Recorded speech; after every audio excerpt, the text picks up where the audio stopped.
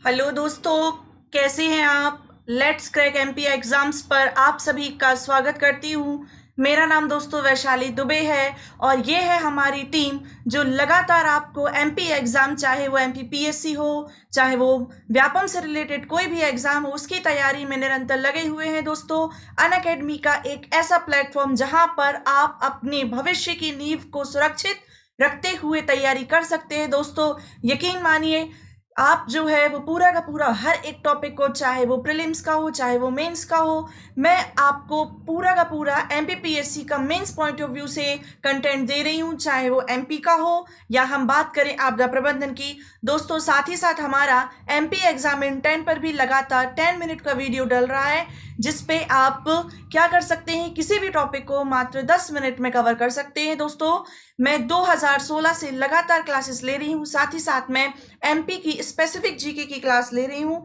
इसमें हम मध्य प्रदेश के मध्यकालीन इतिहास के बारे में पढ़ रहे हैं। आप वो वाला वीडियो भी मेरा जरूर देखिए। और अभी तक जो हमारा आपदा प्रबंधन वाला वीडियो था, उसमें हम प्री और मेंस दोनों के पॉइंट ऑफ व्यू से कवर करते हुए आ रहे हैं। लास्ट हमारा जो वीडियो था वो था भूस्खलन और हिमस्खलन पे, और आज का जो हमारा वीडियो है दोस्तों वो बाढ़ पे है। और यहाँ पर जो क्वेश्चन आया हुआ है 2018 में कि भारत में बाढ़ प्रभावित क्षेत्रों का वर्णन कीजिए, तो उसी को देखते हुए हमने ये पूरा का पूरा जो लेक्चर है वो उसी प्रकार से व्यवस्थित किया हुआ है कि यदि 5 नंबर में आ जाए या 11 नंबर में क्वेश्चन बनेगा तो हमें कैसे लिखना है। हम हर एक टॉपिक को 5, 3 और 11 नंबर में लिखने का प्रयास कर रहे हैं, और साथ ही साथ हम दूसरे ही दिन उसके ऑब्जेक्टिव कर रहे हैं। कल का जो हमारा लेक्चर होगा दोस्तों वो व्यापम और साथ ही साथ प्री पॉइंट ऑफ व्यू से होगा, जहां पर हम ऑब्जेक्टिव टाइप क्वेश्चन सॉल्व करेंगे। दोस्तों, अनअकैडमी की बात करूं तो अनअकैडमी एक ऐसा प्लेटफॉर्म है भारत का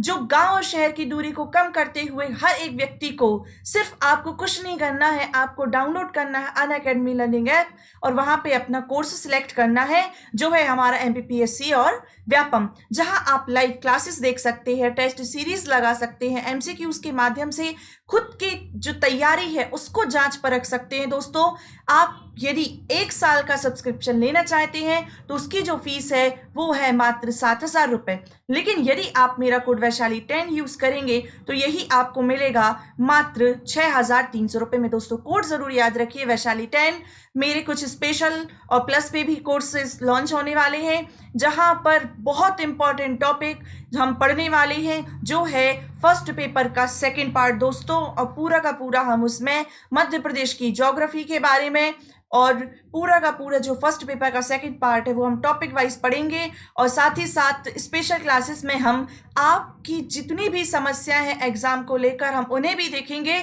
और 2-3 दिन के अंदर ही मैं लाइव आने का प्रयास करूंगी कि 2-3 दिन के अंदर ही मैं लाइव क्लासेस आपकी इस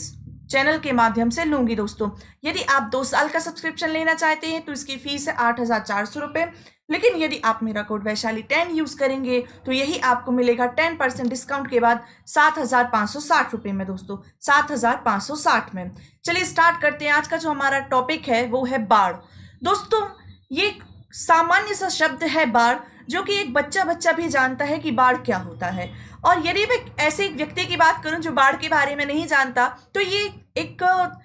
एक अतिशयोक्ति ही होगी कि बाढ़ जो है वो सभी जानते हैं कि जल भराव हो जाना या एक ऐसी प्राकृतिक आपदा होती है कि किसी क्षेत्र में पानी का बहाव लगातार बढ़ जाता है, जल स्तर लगातार बढ़ जाता है। लेकिन यदि हमें इसमें, यदि आप मेंस की तैयारी कर रहे हैं और आपका गोल सिर्फ और सिर्फ एमपीपीएससी ही है, तो आपको मेंस पॉइंट ऑफ व्यू से इसे बहुत अच्छे से पढ़ना होगा। क्यों? क्योंकि हम समझते तो हैं दोस्तों, हम जानते तो हैं इसके बारे में, लेकिन जब हमें लिखने आता है तो फिर हमारे पास शब्द नहीं होते दोस्तों, और उन शब्दों का विकास क्रम ही क्या करना है, हमें विकसित करना है। और यहाँ पे बाढ़ शब्द की परिभाषा देखनी है तो हम क्या लिखेंगे? बाढ़ शब्द की परिभाषा हम ये देखेंगे कि बाढ़ एक ऐसी विनाशकारी, क्योंकि आपदा है तो विनाशकारी होती ही होती है, तो बाढ़ एक ऐसी विनाशकारी प्राकृतिक आपदा है जो व्यापक स्तर पर जान माल को हानि पहुंचाती है। अर्थात जब नदियों का जल अपने तटबंधों को तोड़कर, क्योंकि एक जो नदी है वो उसका एक प्रॉपर अपवाह क्षेत्र होता है, और जब जैसे कि ये नदी बह रही है तो इसका क्या है, ये पूरा का पूरा अपवाह क्षेत्र है, जहां तक ये नदी बहती है वो कहलाता है उसका अपवाह क्षेत्र। मतलब ये क्या है, इसके कुछ तटबंध है, इसकी कुछ सीमा है नदी की। लेकिन जब नदी क्या करती है कि नदियों का जल अपने तटबंधों को तोड़कर बाहर की ओर निकल आता है या बहने लगता है, तो सामान्यतः इसे बाढ़ कहा जाता है, हम जानते हैं। और बाढ़ एक ऐसी घटना होती है जो दुनिया के प्राय हर देश में आती है दोस्तों, चाहे बांग्लादेश हो, चीन हो, भारत हो, अमेरिका हो, यहाँ पे किसी न किसी स्तर में बाढ़ जो है वो आती ही आती है। लेकिन हमारा भारत, बांग्लादेश और चीन जैसे जो देश हैं वो इससे अत्यधिक प्रभावित हैं दोस्तों। तो अभी हमने देखी बाढ़ की परिभाषा कि बाढ़ एक ऐसी विनाशकारी प्राकृतिक आपदा है जो व्यापक स्तर पर जान माल को हानि पहुंचाती है, अर्थात नदियों का जल जब अपने तटबंधों को तोड़कर बाहर बहने लगता है तो इसे सामान्यतः बाढ़ कहा जाता है। आपको आएगा तो सबसे पहले डेफिनेशन याद करनी होगी, जैसा कि आप पिक में भी देख सकते हैं। यदि हम बात करें कि बाढ़ जो है वो सामान्यतः कितने भागों में बटी हुई है, अब देखना यहाँ से क्वेश्चन उठते हैं, तो आगे जाके हम देखेंगे कि भारत में भी बाढ़ के बहुत ऐसे क्षेत्र हैं जो पूछे जाते हैं। आप मेरा इस पूरे के पूरे लेक्चर का जो फर्स्ट वीडियो देखेंगे, मैंने उसमें 2018 से लेके 2013 तक के आपदा प्रबंधन के मेंस के क्वेश्चन डाले हुए हैं, जहां आपको बारीकी से समझ में आ जाएगा कि इससे कैसे क्वेश्चन उठता है। और आई होप आप सभी ने वो क्वेश्चन है वो रजिस्टर में नोट कर लिए होंगे कि इस प्रकार से क्वेश्चन आने की संभावना है, तो हमें अपनी आंसर राइटिंग ऐसी करनी होगी। तो बाढ़ की आवृत्ति के अनुसार बाढ़ क्षेत्रों को सामान्यतः 3 भागों में बांटा जाता है दोस्तों। पहला कि ऐसा क्षेत्र जहां प्रत्येक वर्ष बाढ़ आती है, और ऐसे क्षेत्र कहाँ होंगे जहां पे नदियां ज्यादा होंगी, जहां पे डेल्टा बना रही होंगी नदियां, या जहां पर जो पूरा का पूरा जो नदी है वो एक उद्गम होगा नदी का, वहां पे भी बाढ़ ज्यादा आती होगी। तो ऐसा पहला जो क्षेत्र है कि जहां प्रत्येक वर्ष बाढ़ आती है, साथ ही साथ जहां पर गंगा का मैदानी क्षेत्र, ब्रह्मपुत्र घाटी मैदानी क्षेत्र, महानदी क्षेत्र, कृष्ण गोदावरी और कावेरी नदियों के डेल्टा क्षेत्र इत्यादि इसके अंतर्गत आती हैं। दोस्तों पूरा का पूरा हम बोल सकते हैं, यदि एक बार में एक लाइन में इसके बारे में बोलें कि कोई भी नदी घाटी का दोआब क्षेत्र ऐसा क्षेत्र होता है कि 2 नदियां हैं और 2 नदियों के जो बीच का क्षेत्र होता है उसे ही दोआब क्षेत्र के नाम से जाना जाता है। यदि हम यहाँ पे बात करें कि गोदावरी एवं कृष्णा नदियों का क्षेत्र, तो यहाँ पे ये गोदावरी नदी है और यहाँ पे ये कृष्णा नदी है, और गोदावरी और कृष्णा नदी के जो बीच का जो क्षेत्र होगा या कावेरी नदी के बीच का जो क्षेत्र होगा वो दोआब क्षेत्र के नाम से जाना जाता है दोस्तों। तो ऐसे क्षेत्रों में बाढ़ जो है वो अत्यधिक मात्रा में आती है। दूसरा, ऐसे क्षेत्र जहां जो बाढ़ होती है वो 1 से लगभग 5 वर्षों के अंतर्गत देखी गई है, और इसके अंतर्गत तो दोस्तों हमारा पूरा भारत है, जैसे कि बिहार हो गया, उड़ीसा हो गया, आपने देखा होगा कि बिहार है हमारा, उड़ीसा है, झारखंड है, छत्तीसगढ़ है। ये प्राय जो ऐसे क्षेत्र होते हैं जहां पर लगभग हर एक वर्ष या लगभग 5 वर्षों में बाढ़ जो है वो आती ही रहती है। अब तीसरा जो क्षेत्र होगा कि ऐसा क्षेत्र जहां पर 5 वर्ष से भी अधिक, देखिए हमने स्टार्टिंग में ही अभी पढ़ा हुआ है कि बाढ़ की हम किस क्रम में लिख रहे हैं, कि बाढ़ का जो हम ये क्रम देख रहे हैं वो आवृत्ति, हम फ्रीक्वेंसी के अनुसार देख रहे हैं कि बाढ़ जो है वो कितनी आवृत्ति के अनुसार आती है। तो जहां पे प्रति वर्ष आती है तो हमें उनके बारे में भी पता होना चाहिए कि गंगा का मैदानी क्षेत्र हो गया, ब्रह्मपुत्र घाटी क्षेत्र, गोदावरी कावेरी नदी का डेल्टाई क्षेत्र हो गया। फिर ऐसा क्षेत्र जहां 1 से 5 वर्ष के अंतर्गत बाढ़ आती है, और तीसरा हमने बोला कि जहां पे 5 वर्ष से अधिक समय में बाढ़ की स्थिति को देखा जाता है। अब यदि दोस्तों हम बात करें कि कुछ ऐसे कारक होते हैं जो बाढ़ आने के लिए उत्तरदायी होते हैं, तो हमें इन कारकों को बहुत अच्छे से देखना है कि सबसे पहले हमारा 5 नंबर में क्वेश्चन आता है, तो आप 5 नंबर के हिसाब से यदि आपको क्वेश्चन आया कि बाढ़ प्रभावित क्षेत्रों का या बाढ़ प्रभावित क्षेत्रों का वर्णन कीजिए या बाढ़ प्रभावित क्षेत्रों पर प्रकाश डालिए, तो सबसे पहले हमें उसकी डेफिनेशन, भूमिका लिखनी होगी कि जब जो जल का जो बहाव है वो अपने, या जब नदी जो है वो अपने तटबंधों को तोड़कर बहने लगती है तो इसे सामान्यतः बाढ़ कहा जाता है, और यह एक कैसी विनाशकारी आपदा है। हमने इतना लिख दिया। उसके बाद में हम लिखेंगे कि सामान्यतः बाढ़ जो है वो आवृत्ति के अनुसार 3 भागों में विभाजित की गई है। फिर आप बनाएंगे सिनॉप्सिस बनाएंगे, इन तीनों क्षेत्रों को दिखाएंगे और साथ ही साथ इसका क्या लिखेंगे, प्रभाव भी लिखेंगे या प्रमुख उत्तरदायी कारक भी लिखेंगे। दोस्तों बहुत शॉर्ट में लिखेंगे, लेकिन हमारा जो आंसर होगा उसमें कंटेंट जो होगा वो ज्यादा होगा, तो हमारा जो आंसर होगा वो बहुत ही अच्छा होगा। अब यदि हम बात करें कि बाढ़ के लिए प्रमुख कारण कौन कौन से होते हैं, तो बात करें तो जब नदी का जल स्तर है वो लगातार बढ़ता जाए, और बढ़ेगा कैसे, जब भारी वर्षा होगी। तो जब नदी जल ग्रहण का या ऐसा क्षेत्र जहां पर भारी वर्षा हो जाती है वहां पर बाढ़ आती है। सेकंड, जब छोटी नदियों के जल स्तर में लगातार वृद्धि हो जाए, तो ये जो छोटी नदियां रहती हैं दोस्तों, ये छोटी ही नदियां क्या रहती हैं, एक बड़ी नदी से आकर मिल जाएंगी। तो जब इन छोटी नदियों के जल स्तर में जल का स्तर लगातार बढ़ता जा रहा है, तो ये बड़ी नदी से आकर मिलेगी, तो इसका जल स्तर भी बढ़ता जाएगा। फिर नेक्स्ट यदि हम कारक देखें, तो नेक्स्ट हमारा जो कारक होगा वो ये होगा दोस्तों कि बादल का फटना। कभी कभी बादल का फटना भी एक प्रमुख कारण माना जाता है कि ऐसे क्षेत्रों में, जैसे कि उत्तराखंड एक ऐसा क्षेत्र है जहां पर क्रमशः ये जो आवृत्ति होती है बादल फटने की वो होती रहती है। क्यों होता है ये बादल का फटना, ये 3 नंबर में भी आ सकता है बादल का फटना, या ऑब्जेक्टिव में भी आता है कि बादल का फटना ये क्या किसके कारण होता है। तो दोस्तों होता ये है कि जब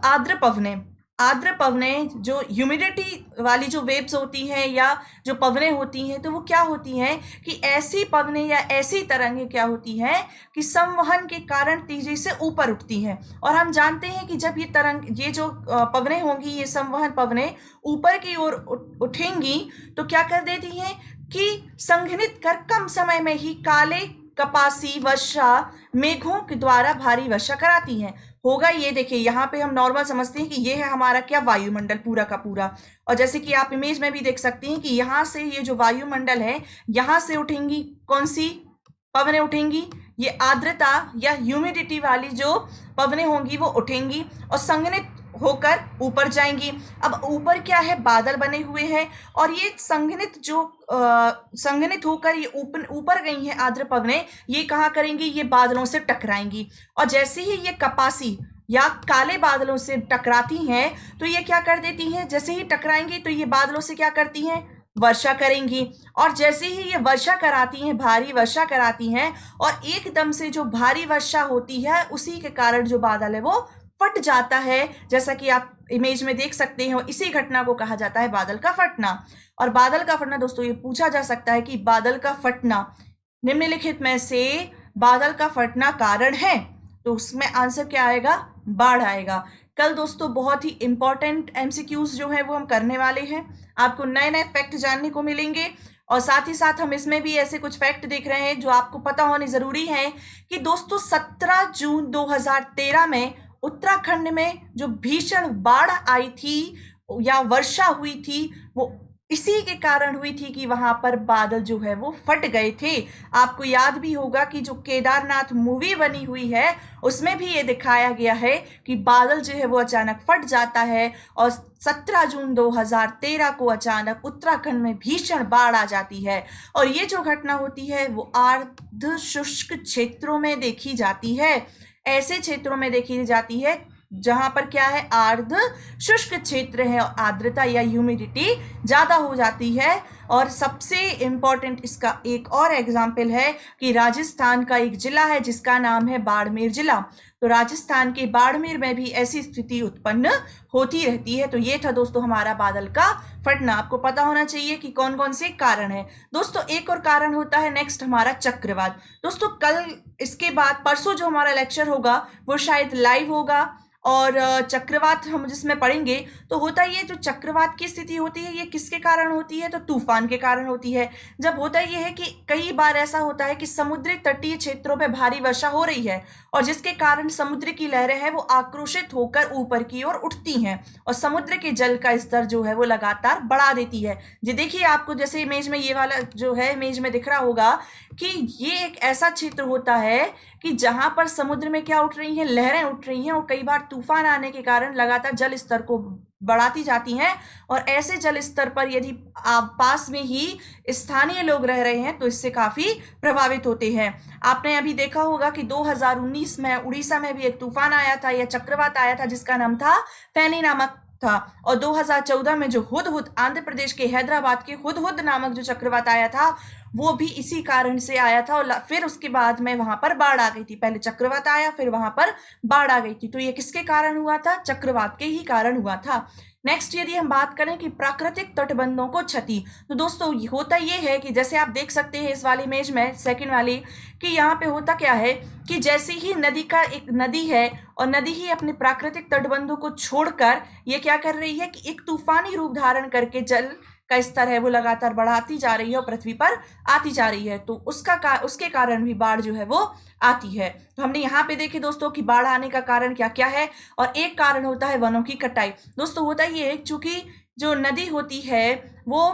मृदा को भी अपने साथ लेके जाती है। यदि लेकिन वृक्ष लगा दिए जाते हैं उस स्थान पर, किसी भी प्रकार के यदि वृक्ष लगा दिए जाते हैं तो उनकी जो जड़ें होती हैं वो मिट्टी को पकड़े हुए रहती हैं और मृदा का जो कटाव रहता है वो कम हो जाता है और जल ऐसे क्षेत्रों में बाढ़ आने की संभावना बढ़ जाती है जहां पर जल जो है वो वृक्ष जो है वो नहीं है या नदी का जो जल स्तर है वो लगातार बढ़ता जा रहा है और वहां पर किसी भी प्रकार के वनों की जो वन प्रदेश है वहां पर नहीं है। वनों की कटाई लगातार बढ़ते जाने के कारण भी बाढ़ जो है वो आती रहती है। तो दोस्तों इसके कारण भी बाढ़ आने की प्रबल संभावना होती है कि हमें इसको नियंत्रण करना होगा कि बाढ़ को नियंत्रित करने में वनों की महत्वपूर्ण योगदान होता है क्योंकि वन जल का अवशोषण करता है। हमने अभी देखा था, अभी मैंने आपको समझाया कि जो वन होते हैं वो जल का अवशोषण करके रखते हैं और जैसे ही जल भरण क्षेत्रों में वनों की कटाई होती है तो बाढ़ आने की संभावना बढ़ जाती है क्योंकि वन ही होते हैं जो नदी के बहाव को कम करते हैं। मोस्ट इंपॉर्टेंट वो वन ही होते हैं जो नदी के बहाव को कम करते हैं और बाढ़ आने से रोकते हैं। अब देख रहे हैं कि हम बाढ़ आपदा प्रबंधन, तो दोस्तों हमने देखा है कि वर्षा ऋतु में बाढ़ आती है, ये तो बिल्कुल नॉर्मल सी बात है। लेकिन 1949 और 1954 की जो भयंकर बाढ़ आई थी उसको रोकने के लिए ही हमारी भारत सरकार ने बहुत सी ऐसी योजनाएं तैयार की हैं कि जिनमें हम बांध बना लें और बाढ़ का जो जल स्तर है वो कम हो जाए। तो ऐसी ही कुछ दामोदर घाटी, भाखड़ा नागल, हीराकुंड, नागार्जुन और ये रिहंद आदि प्रमुख बहुउद्देशीय परियोजनाएं सरकार के द्वारा बनाई गई थी क्योंकि यहाँ पे दोस्तों भाखड़ा नागल बांध है जो वो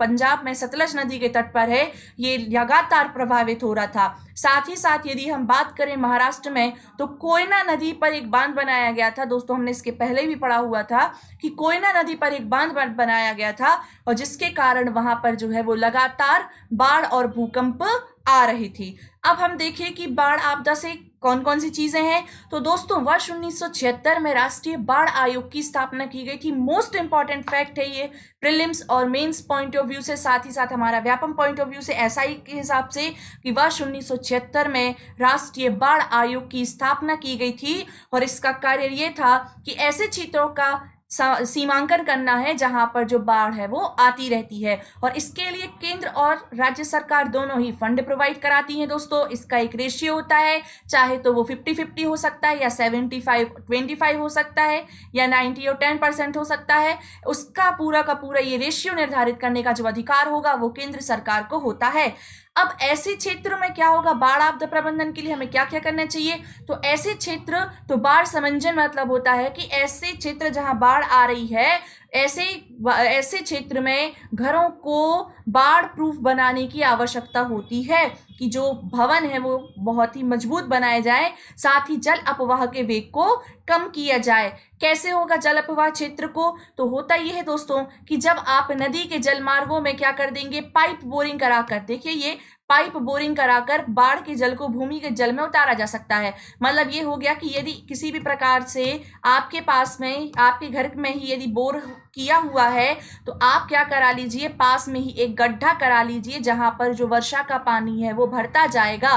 और इस प्रकार से जो वर्षा का जो जल होगा वो भूमिगत जल में उतर जाएगा और इस प्रकार से आपकी जो जल होगा उसका सदुपयोग भी होगा और ऐसे क्षेत्रों में बाढ़ आने की संभावना भी कम हो जाएगी। नेक्स्ट यदि हम बात करें कि बाढ़ के जल को दूसरे मार्ग पर ले जाना, बाढ़ के दोस्तों ये हमारे भारत में अधिकतर किया जाता है। सरकार की यही एक प्रमुख योजना है, जैसे कि अभी हमारी नर्मदा क्षिप्रा लिंक परियोजना 2014 में जोड़ी गई थी नर्मदा क्षिप्रा, फिर उसके बाद अभी पार्वती नर्मदा को भी जोड़ा जा रहा है। तो ऐसी नदियों को जोड़ने का कारण यही होता है कि हमारी जो एक नदी है यदि इस क्षेत्र में कहीं सूखा पड़ने की संभावना है तो हम क्या करें कि इस नदी का जल स्तर जो है वो हम किसी दूसरी ओर मोड़ दें और नदी के मार्ग, इससे होगा क्या कि उस नदी का जो जल स्तर है वो भी संतुलित रहेगा और ऐसा क्षेत्र जहां पर पानी की कमी है वो क्षेत्र भी पूरा हो जाएगा। तो बाढ़ के ही जल को दूसरे मार्ग पर ले जाना, तो ये भी एक उसका प्रमुख कारण हो गया कि या तो हम इसको नहरों के माध्यम से, झीलों के माध्यम से या नदियों के माध्यम से बाढ़ के जो जल को दूसरी तरफ मोड़ सकते हैं। साथ ही साथ नदियों के तटों पर बांध बनाना, दोस्तों नदियों के तटों पर भी बांध बनाने के कारण ही बाढ़ का जो जल स्तर है वो कम किया जा सकता है। नेक्स्ट यदि हम बात करें इसी के अंतर्गत, तो मैं आपसे सिर्फ दोस्तों इसके अलावा हम बात कर रहे हैं, लेकिन पहले मैं आपसे सिर्फ इतना कहूंगी कि ये आप लोगों को यदि बोरिंग लग रहा है तो बोरिंग इसलिए लग रहा है क्योंकि आप फर्स्ट टाइम पढ़ रहे हैं या तो आपने सब कुछ पढ़ा हुआ है। लेकिन यदि आप मीन्स पॉइंट ऑफ व्यू से पढ़ रहे हैं तो ये एक ऐसा कंटेंट है जो आप सिर्फ हेडिंग भी लिखते जाएंगे दोस्तों तो आपको बहुत फायदेमंद होगा रिवीजन करने के टाइम पे, क्योंकि जब अपना प्रीलिम्स हो गया है तो कभी ना कभी प्रीलिम्स का रिजल्ट आएगा और जब प्रीलिम्स का रिजल्ट आएगा तो मेंस ही होगा ही होगा। तो आप इस चक्कर में बिल्कुल ही ना रहें कि हम ये क्यों पढ़ें, हमारा तो ये सिलेबस में ही नहीं आता, इससे तो क्वेश्चन ही नहीं आता। लेकिन यदि आप मेरा फर्स्ट वीडियो देखेंगे जहां 2018 से 2013 तक लगातार एक क्वेश्चन आपदा प्रबंधन से आया हुआ है और यदि आप एमपीपीएससी के स्टूडेंट हैं और एमपीपीएससी आप डिप्टी कलेक्टर और डीएसपी बनना चाहते हैं तो आपको ये चीजें जो हैं वो जरूर समझ में आएंगी, आप नोट्स प्रॉपर बनाते जाएंगे। तो यदि हम एक नेक्स्ट बात करें कि कौन कौन से उपाय करने होंगे हमें बाढ़ आपदा प्रबंधन के, तो भूमिगत जल के उपयोग में परिवर्तन लाना होगा, सागरीय तटों को सुदृढ़ बनाना होगा, साथ ही साथ हमें बाढ़ की बारंबारता में कमी करनी होगी। बाढ़ की बारंबारता में कमी करने का मतलब यही होता है दोस्तों कि यदि कोई नदी घाटी क्षेत्र है और इस नदी घाटी क्षेत्र के चारों ओर यदि आप वृक्षारोपण कर देते हैं तो ये जो जल है वो सोख कर रखता है मृदा और वन, इसी कारण ऐसे क्षेत्रों में बाढ़ कम आती है। दोस्तों हमारी मध्य प्रदेश सरकार के द्वारा ही ऐसी ही कुछ योजनाएं जो है वो चलाई जा रही हैं, वृक्षारोपण से संबंधित हैं और अभी उत्तर प्रदेश ने ही हमारे मध्य प्रदेश का रिकॉर्ड तोड़ा हुआ है 2019 में, जहां पर वृक्षारोपण परियोजना के अंतर्गत यूपी सरकार ने 2 दिन के अंतर्गत ही 5 करोड़ वन लगाए थे दोस्तों। और मध्य प्रदेश सरकार के द्वारा नर्मदा नदी घाटी क्षेत्र में जो नर्मदा नदी है जो जितने भी 15 से लेकर 18 जिलों के अंतर्गत ये बहती है वहां पर 2 करोड़ वृक्षारोपण किया गया था दोस्तों और उसका ही रिकॉर्ड तोड़ दिया गया है योगी आदित्यनाथ जी के द्वारा, जहां उन्होंने 5 करोड़ वृक्षारोपण के द्वारा पूरा का पूरा जो क्षेत्र है वो वृक्षारोपित किया गया है। तो ये एक सराहनीय प्रयास है गवर्नमेंट के द्वारा। दोस्तों यदि हम बात करें बांध बांधना, तो बांध बांधने से संबंधित ये होता है कि ऐसे क्षेत्रों में बांध बांधने से जो जल का बहाव होगा वो ये जलाशय में ही एकत्रित हो जाता है और ऐसे क्षेत्रों में बाढ़ आने की संभावना कम हो जाती है। नेक्स्ट यदि हम बात करें तो इसके अंतर्गत होगा क्या, बाढ़ के अंतर्गत एक मोस्ट आईएमपी क्वेश्चन इससे उठता है कि ढलानों में परिवर्तन करना, किस प्रकार बाढ़ को इससे ढलानों में परिवर्तन करने से बाढ़ को रोका जा सकता है, इस पर प्रकाश डालिए। तो दोस्तों होता ये है कि जब किसी भी मकान की या किसी भी क्षेत्र की ढलान गतिशील होती है, अत्यधिक गतिशील होती है, तो ऐसे क्षेत्रों में यदि मकान बन जाता है तो वहां पे भूस्खलन की संभावना कम हो जाती है। क्योंकि इसके पहले ही हमने लैंडस्लाइड्स पढ़ा था और जहां पे भूस्खलन में हमने पढ़ा था कि थोड़ी भी मात्रा में गुरुत्वाकर्षण शक्ति के माध्यम से ही यदि भूमि या धरातल पर कंपन उत्पन्न होता है और चट्टान और वनस्पति टूटकर बिखर जाती हैं तो ऐसे क्षेत्रों को ही क्या कहा जाता है, ऐसी घटना ही भूस्खलन कहलाती है। तो हमने देखा था कि जब गुरुत्वाकर्षण शक्ति के प्रभाव से ही जब ढाल पर किसी भी प्रकार का कोई मकान बनाया जा रहा है और वहां भूस्खलन आएगा तो जो भूस्खलन आएगा तो साथ ही साथ पूरा का पूरा जो क्षेत्र है और नदी जो क्षेत्र है वो पूरे के पूरे क्षेत्र को बहाकर ले जाएगी और बाढ़ आ जाएगी। नेक्स्ट यदि बात करें कि नदियों के जल मार्गों को बेहतर बनाना और बाढ़ क्षेत्रों का मंडल करना, ये भी एक कुछ इंपॉर्टेंट प्राकृतिक आपदा प्रबंधन के कारण है। साथ ही साथ वैधानिक उपाय भी करने होंगे हमें। वैधानिक उपाय मतलब होते हैं कानूनी उपाय, कि जैसे कि 2016 में 26 जुलाई को आने वाली भयंकर बाढ़ का जो मुख्य कारण मीठी नदी के मार्ग में भारी संख्या में मकानों को माना गया था। दोस्तों ये मोस्ट इंपॉर्टेंट है, हमें इसके लिए भी कदम उठाने चाहिए कि ऐसा वैधानिक कदम उठाना जाया चाहिए कि जहां पर ऐसे क्षेत्र यदि निर्धारित कर दिए गए हैं बाढ़ आने के, वहां पर यदि लोग किसी भी प्रकार का जो यदि खुदाई कर रहे हैं, जहां पे भूस्खलन की घटना जो लगातार होती रहती है, ऐसे स्थानों पर यदि किसी भी प्रकार की खुदाई हो रही है या फिर लोगों के द्वारा भवन आदि का निर्माण किया जा रहा है, तो हमें उनको रोकने का प्रयास किया जाना चाहिए। और ये भी क्वेश्चन आता है कि 2006 में और 26 जुलाई 2006 में जो भयंकर बाढ़ आई थी उसका कारण क्या था? तो उसका कारण दोस्तों यही था कि मीठी नदी के जल में क्या हो गया था, बहुत ज्यादा जल स्तर बढ़ गया था। यदि आप कमेंट बॉक्स में बताइए दोस्तों कि मीठी नदी जो है वो किस राज्य से होकर बहती है और किसकी सहायक नदी है। और आगे वाले जो कल का जो मेरा वीडियो होगा उसमें मैं इस ऑब्जेक्टिव को जरूर कवर करूंगी। दोस्तों